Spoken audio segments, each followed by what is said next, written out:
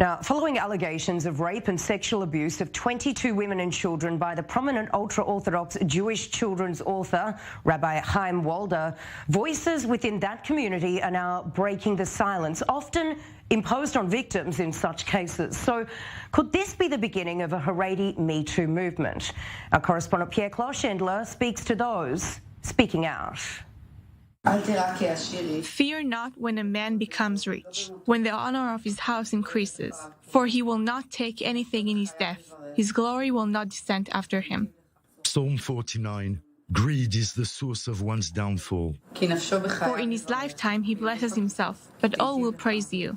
A double-barreled message to the perpetrator and his victim. For the ascent of Shifra Horowitz's soul. Chaim Walder, the haredi author of Children Speak, covered with honor and glory by his community, its flesh and blood, and an alleged rapist, accused by 22 boys, girls, and women, including Shifra.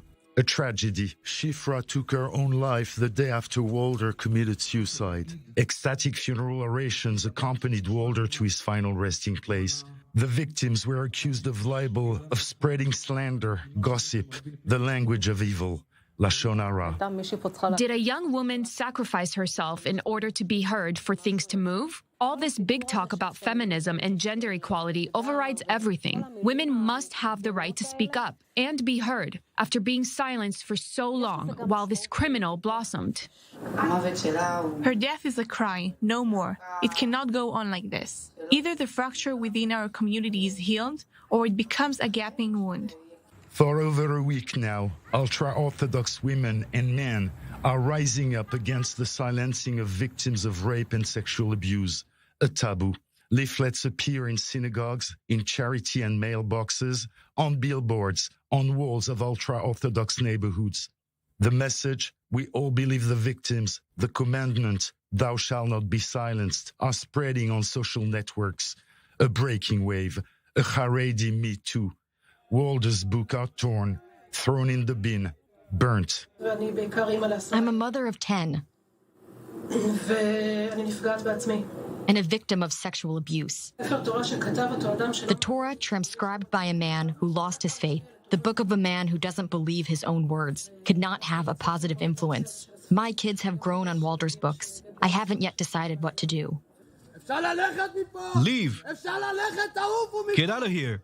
In the ultra-Orthodox neighborhood of Geula, it's tough to talk about this case, all the more so to someone considered a stranger. You've heard about Chaim Walder's case? Chaim Walder, the educator.